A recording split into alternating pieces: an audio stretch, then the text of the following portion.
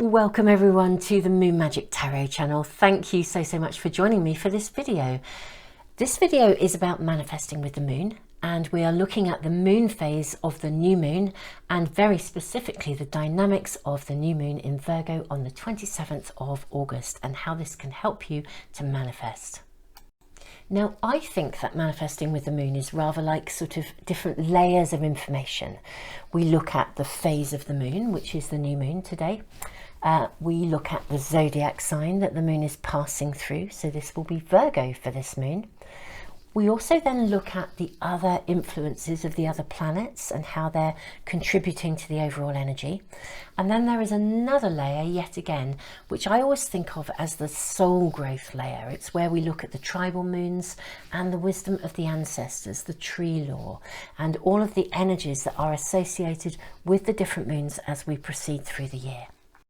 A new moon is always associated with wishes and intentions because a new moon is the beginning of a whole new cycle, a moon cycle of manifestation.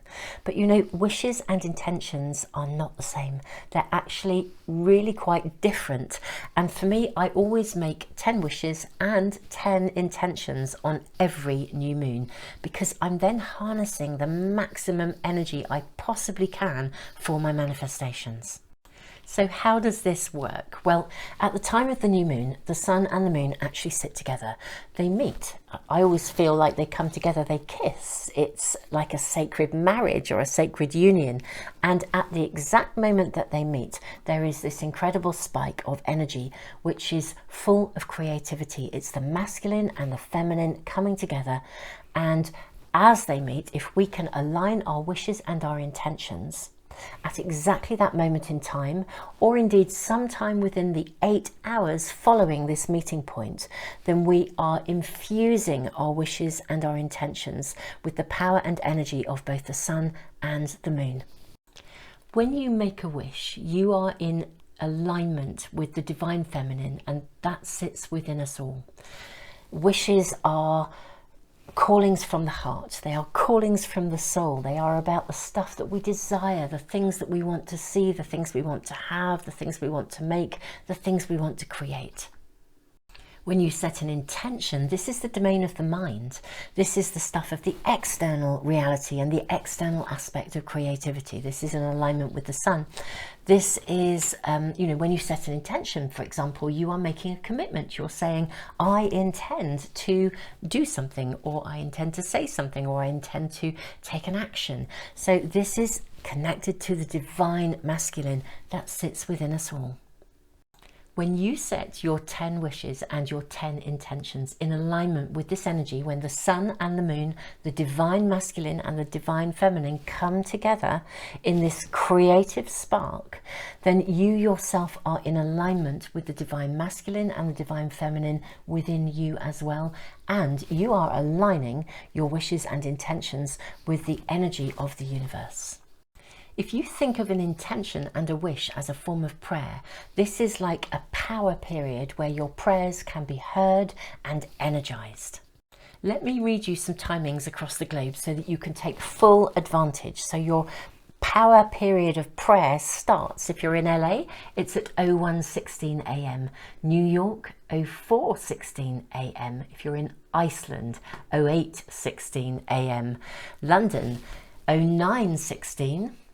Paris, France, and indeed most of Europe, also South Africa, 10:16 a.m. In Delhi, India, 13:16 p.m. In Perth, Western Australia, 16:16 p.m. In Tokyo, Japan, 17:16 p.m. Sydney, Australia, 18:16 p.m. and in Auckland, New Zealand, 20:16 p.m. So this is the starting point of your 8-hour period of empowered prayer and wishes and intentions. So super souls, let's just check back in with our layers. We've looked at the phase of the moon. It's the new moon. The zodiac sign is Virgo. Let's have a look at the impact of the zodiac sign, and also then we'll have a little look at the chart and the other planetary bodies that are bringing an influence and an energy into this new moon space of potential. The energy of a new moon in Virgo naturally lends itself well to areas of our lives that involve bringing a balance between our working life and our home life, that involve our physical health and our well-being, our careers and our workplace, and our ability to be organised and efficient. The energy also helps us to be very discerning within our relationships and to hold our boundaries. So it's a really perfect energy to think about your career pathway, where you can make your greatest contribution, your calling, asking for help, making wishes that ask for doorways to be open to take you in that direction. If there's any conflicts going on, either at work or in relationships where there are boundary issues, you could wish for balanced resolution that will help everybody. I think there's some really interesting stuff you can wish for as well. If you've got inner blocks, you know, if you've got a raging critic, or you're a real perfectionist to the point of not being able to do anything, or you procrastinate, you can ask for these blocks, you can wish for these blocks to be removed. And I think it's really helpful to think quite carefully about how you then word your wishes and intentions in these areas. I think it's really helpful to put them in an order as well. I always start by wishing for things that I need to remove, stuff that's blocking me, so that I can then list the wishes of the things that I wish to receive. So I'm removing blocks or asking for blocks to be removed, then listing all the stuff that I want to then come into my world. For example, let's say you've got some big inner blocks that stop you from ever being able to receive any help or support from anybody. You know the kind of stuff I mean, when somebody offers you help and you go, oh no, I'm fine, when really you could actually do with some help, but it's just not in your nature to accept it. You might want to start your wishes and intentions with a wish that says, I wish to easily let go of any inner blocks that stop me from receiving help and support. It's clear, it's direct, and it's very appropriate because it's blocking you from moving forwards. You can then set an intention alongside it, like, it is my intention to notice when people offer me support and to learn to accept help gracefully. So you are making a confirmation of action next to your new moon wish. I hope this is making sense and helpful to you guys, but hopefully it's giving you a flavour of how to use this particular energy. Let's have a little look now at the additional planetary support that is coming in to this new moon in Virgo on the 27th of August. So this is the new moon chart. We can see the moon and the sun sitting here together. First of all, I think it will be helpful just to have a little look at some of the other planetary dynamics that are going on in the background. And then we'll actually look at what's focused here with the new moon, with the sun and the moon together, and how this impacts on your new moon wishes and your new moon intentions. This also does actually connect in very beautifully with the movement from one tribal moon phase to the next. So I'll also speak about that as well. Now, let's have a look at the dynamics that we have. Chiron in the background is actually in a square with Lilith and her masculine counterpart. Lilith really speaks to us from the heart, things that are unfair or not okay, that need to be righted. Connecting with Chiron, we're really very conscious, I think, at this moment in time with this dynamic of things that need to be healed. This does connect to the tribal moon phase because we are shifting from the moon phase of she who heals into the moon phase of setting sun woman. Now I will speak more, as I said, in a moment about that. Another dynamic that is going on that I think is particularly relevant is that Lilith is also connected not just with the square to Chiron, but she is also in a sextile and a trine with the nodes. Now the nodes bring karmic opportunity. There's a sense of fate and destiny. What this, I think, is really telling us is that we are experiencing things, and you may well have experienced this over the last moon cycle, things being brought to the surface that need to heal. Your buttons might have been pressed. You might have had reminders from the past of things that somehow still haven't really felt quite resolved. For some people, this will have been quite big stuff. For other people, it will be relatively recent. And we also have a very big connection here, very strong dynamics here between Venus, who wants balance and harmony, and she is squaring Uranus, the great awakener, who wants to make changes, and she's opposite Saturn.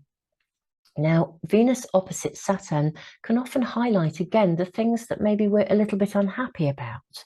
With Uranus, the square to Uranus, there's impetus to want change.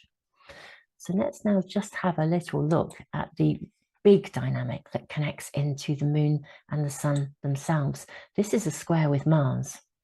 Mars is a very fiery, go-getting energy, and the collaboration of this is really interesting because this is high energy that involves very often significant changes.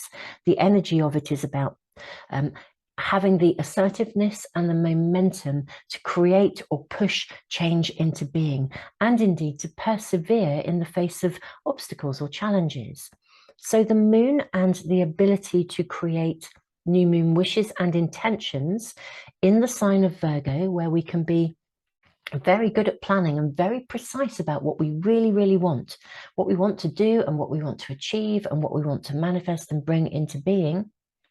We have this incredible energy of Mars saying, well, let's do it.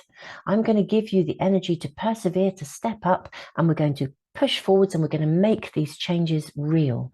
So this is a very, very powerful new moon, particularly in this shift. And I'm now going to speak, I think, in detail about the shift between the tribal moons, the moon of She Who Heals into the new phase of setting sun woman. So I think we all know in principle that change starts from within. What I have found in the tribal moons and in the Celtic lore that connects with the different moon phases through the year is that certain things kind of show up in our lives, and it's like they bring up these layers of evolutionary soul growth, areas that we need to heal, areas that we need to build on. And in the moon phase of She Who Heals, which is around in August time, what I have found is that lots of stuff kind of shows up. Even things that we thought we'd fixed and resolved will pop up again if we really do need to take another look. And there's opportunity to lay things to rest and recover, literally, and move beyond and literally enter a new phase of growth where we are not inhibited or held back by the past. And for the moons of August, holly is the tree lore that is associated and the energy that is there to support. Holly is associated with rites of passage, transition, and the circle of life, death, and rebirth. I think it is just extraordinary how when you read the sort of tribal and ancient wisdom from completely different cultures across the globe, that they all actually align with the same messages. Now, I don't think that one moon phase closes a door clearly and there's a great divider between the next. I feel there's a crossover in these deep soul magic lessons. But we'll talk about these as I do other videos through the month with the different moon phases in terms of manifestation. But we are now entering setting sun woman, and also we are governed this month by the tree lore of Hazel. Hazel is actually known to bring wisdom and inspiration through divination and prophecy. And setting sun woman is the keeper of tomorrow's dreams. So this is a month which flows from She Who Heals, where having identified issues that maybe we haven't resolved previously and we've been able to lay them to rest, or we've entered a phase of recovery, or we can see things clearly, now we are in a position to be liberated and free of the past and move forwards, realigning ourselves with, I won't say new dreams and visions, some of them will be the same, but we will either be affirming our dreams, visions and goals for the future, or we will be realigning ourselves with new ones that are much clearer and also potentially hold a much bigger picture. Setting Sun Woman also asks us not just to dream of the future for our own lives, but to dream of the future that we leave for generations yet to come. So Super Souls, we are coming to the end of this video. I hope this has given you some information about the layers of manifesting with the moon, the way they are impacting on this particular new moon, and I hope I've given you enough information to help you to make really clear new moon wishes and intentions. This stuff, for me anyway, in my experience, really does work. It's quite amazing. Now, my next video on how to manifest with the moon will be for the next phase, the waxing crescent moon phase. So do watch out for that. I will be posting that really, really soon.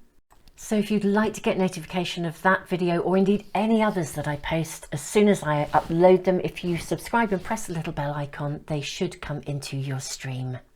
You may also want to check out the reading that I did, where we actually sought guidance and advice from the 9th moon of Setting Sun Woman for your new moon wishes and intentions. I hope you can see from this video that the energy around this new moon is really, really loaded with possibility and potential to create a shift and to move forwards in a really dynamic way. So Super Souls, thank you so much, all of you, for being here today, for joining me in this video. There is the most extraordinary level of soul work taking place, I feel, at the moment. You know, we know that humanity is in transition.